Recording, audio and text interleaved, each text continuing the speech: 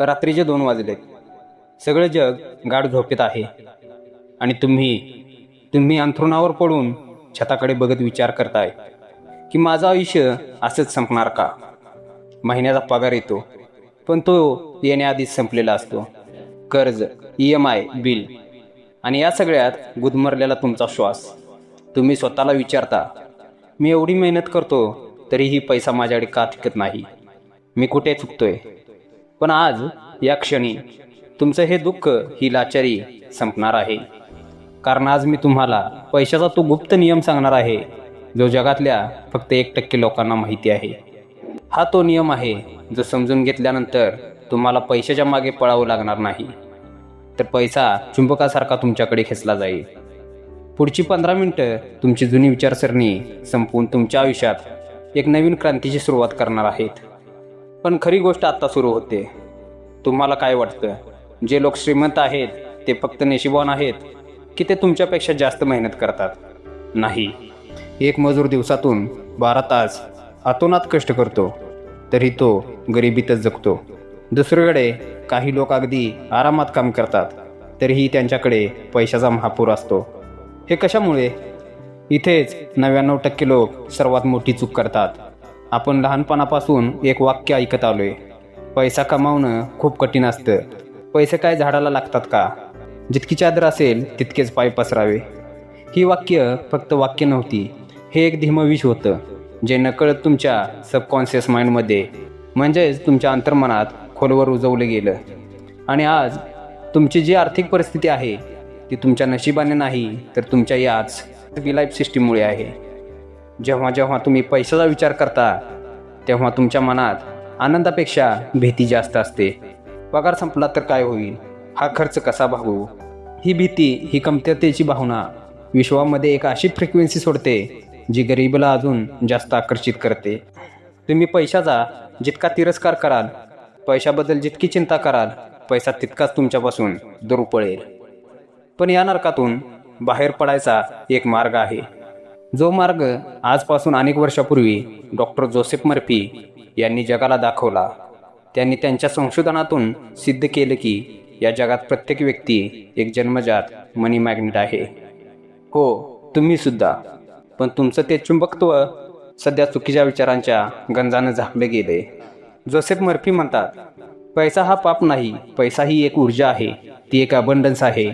आणि या ऊर्जेला तुमच्याकडे आकर्षित करण्याचा एक गुपित नियम आहे. पण हा नियम समजून घेण्याआधी तुम्हाला एका अशा माणसाची गोष्ट ऐकावी लागेल ज्याची परिस्थिती कदाचित आज तुमच्यासारखीच किंवा तुमच्यापेक्षाही वाईट होती. हे कथानक आहे रमेशचं. एक सामान्य मध्यमवर्गीय तरुण, डोक्यावर वडिलांच्या आजारपणाचं कर्ज, बहिणीचं लग्न आणि स्वतःची सुटत चाललेली नोकरी. रमेश रोज सकाळी उठायचा, आरशात स्वतःचा थकलेला चेहरा बघायचा आणि नशिबाला दोष द्यायचा. माझं आयुष्य एक संघर्ष बनले, पैसा माझ्या हाताला लागतच नाही, हे त्याचे रोजचे शब्द होते. बँकेत शिल्लक राहिलेले शेवटचे काही हजार रुपये बघून त्याचा थरकाप उडायचा. तो जितकी जास्त मेहनत करायचा तितकाच कर्जाच्या गर्तेत जास्त रुतायचा. परिस्थिती अशी आली की घरात किराणा भरायलाही पैसे नव्हते.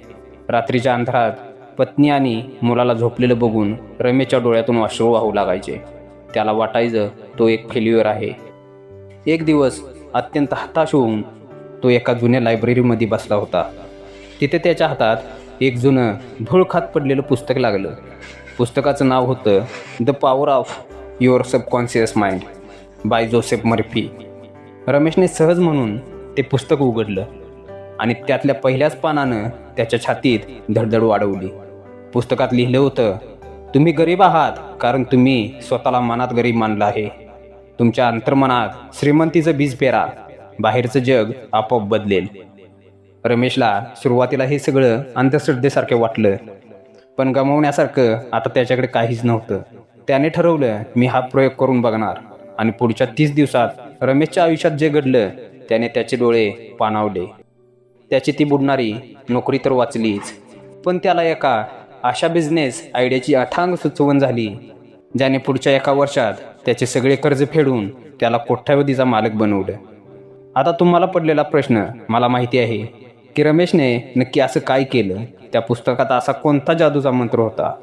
इथे सायन्स आणि सायकोलॉजीचा तो अद्भुत संगम सुरू होतो, जो पुढचा नियम तुमच्या आयुष्यात लागू करणार आहे.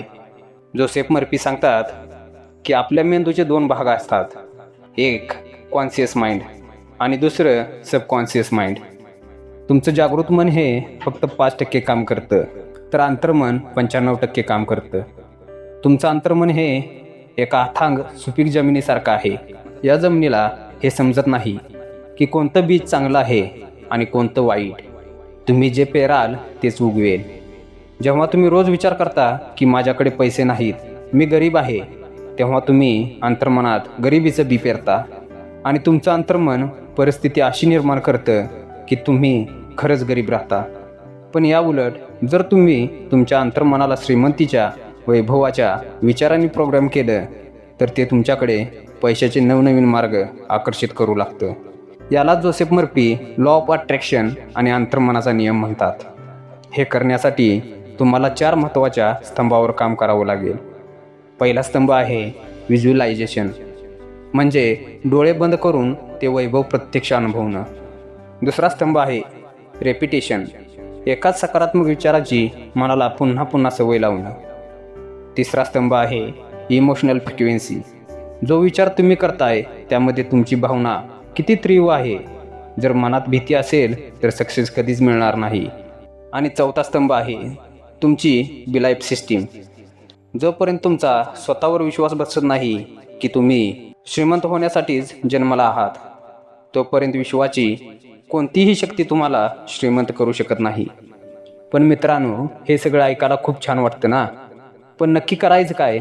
रोजच्या आयुष्यात हा नियम कसा वापरायचा? आता मी तुम्हाला त्या 4 प्रॅक्टिकल स्टेप्स सांगणार आहे, ज्या रमेशने वापरल्या आणि ज्या आजपासून तुम्हाला वापरायच्या आहेत. पहिली स्टेप, डेली अफर्मेशन. आजपासून स्वतःबद्दल नकारात्मक बोलणं पूर्णपणे बंद करा. रोज सकाळी उठल्या उठल्या आणि रात्री झोपण्यापूर्वी आरशात बघून पूर्ण विश्वासाने आणि भावनेने म्हणा, पैसा माझा मित्र आहे. पैसा माझ्या आयुष्यात सतत, अखंडपणे आणि प्रामाणिक मार्गाने वाहत येत आहे. मी पैशाचा आदर करतो आणि पैसा माझा आदर करतो. मी एक मनी मॅग्नेट आहे. जेव्हा तुम्ही हे रोज बोलता, तेव्हा तुमच्या अंतर्मनाची जुनी प्रोग्रॅमिंग बदलायला सुरुवात होते. दुसरी स्टेप, व्हिज्युअलायझेशन बिफोर स्लीप. हा सर्वात शक्तिशाली काळ आहे.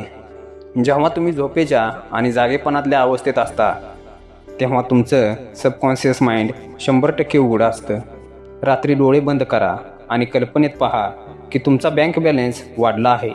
तुम्ही तुमची स्वप्नातील गाडी चालवत आहात. तुमच्या डोक्यावरचं सगळं कर्ज फिटलंय आणि तुम्ही मनातून अत्यंत शांत आणि आनंदी आहात. त्या आनंदाचा, त्या सुखाचा शरीरात थरथराट अनुभवतच झोपी जा. तिसरी स्टेप, ग्रॅटिट्यूड मेथड. तुमच्याकडे आज जे काही आहे, मग ते 100 रुपये का असेनात, त्याबद्दल मनापासून आभार माना. जेव्हा तुम्ही कृतज्ञता व्यक्त करता, तेव्हा तुम्ही विश्वाला सांगत असता की माझ्याकडे आधीच खूप काही आहे. आणि निसर्गाचा नियम आहे, ज्याच्याकडे कृतज्ञता आहे त्याला अजूनही दिलं जातं, आणि ज्याच्याकडे तक्रार आहे त्याच्याकडचं जे आहे तेही काढून घेतलं जातं. चौथी स्टेप, मनी माइंडसेट हॅबिट्स. जेव्हा तुम्ही कोणाला पैसे देता, मग ते दुकानाचे बिल असो वा लाईट बिल, ते देताना कधीही कपाळावर आठी आणू नका किंवा चिडू नका. ते पैसे आनंदाने द्या आणि मनात म्हणा, हे पैसे ज्याच्याकडे जात आहेत त्याचंही भलं होऊ दे आणि हे पैसे माझ्याकडे 1000 पटीने परत येऊ देत. पैशाला प्रेमाने हाताळा, कारण पैसा ही एक ऊर्जा आहे. मित्रांनो, जरा विचार करा, जर तुम्ही आजच ही पद्धत सुरू केली तर येत्या काही महिन्यात तुमचं आयुष्य कसं असेल? तो कर्जाचा बोजा डोक्यावरून उतरल्यावर तुम्हाला किती हलकं वाटेल? तुमच्या आईवडिलांच्या चेहऱ्यावरचा तो आनंद, तुमच्या मुलांच्या डोळ्यातला तुमच्याबद्दलचा अभिमान. कल्पना करा त्या क्षणाची, जेव्हा तुम्हाला कोणत्याही दुकानात गेल्यावर किंमत बघण्याची गरज पडणार नाही. हे शक्य आहे कारण तुमच्या आत ती शक्ती दडलेली आहे. तुम्ही परिस्थितीचे गुलाम नाही, तुम्ही तुमच्या नशिबाचे निर्माते आहात. हा व्हिडिओ फक्त एक माहिती नाही, हा तुमच्या आयुष्याला मिळालेला एक वेकअप कॉल आहे.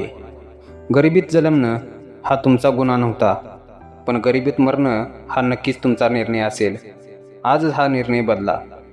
जर तुम्हाला खरोखरच तुमच्या आयुष्यात ही बुक क्रांती घडवून आणायची असेल, तर तुम्हाला तुमच्या अंतर्मनाची ताकद ओळखून श्रीमंत व्हायचं असेल, तर आत्ताच्या आत्ता कमेंटमध्ये लिहा, मी एक मनी मॅग्नेट आहे, आणि स्वतःशी एक शपथ घ्या की आजपासून मी माझ्या विचारांना बदलणार. हा व्हिडिओ तुमच्या त्या मित्राला किंवा कुटुंबातल्या सदस्याला नक्की शेअर करा जो आज पैशासाठी संघर्ष करतोय. कदाचित तुमची एक शेअर केलेली लिंक त्याचं आयुष्य बदलू शकते. अशाच अत्यंत शक्तिशाली आणि मानवी मनाचा वेध घेणाऱ्या पुस्तकांच्या समरीज आणि मोटिवेशनलसाठी आपल्या बुक क्रांती चॅनलला आत्ताच सबस्क्राईब करा आणि ती बेल आयकॉन दाबायला विसरू नका. लक्षात ठेवा, क्रांती पुस्तकात नाही, क्रांती तुमच्या विचारात आहे. भेटूया पुढच्या व्हिडिओमध्ये. धन्यवाद.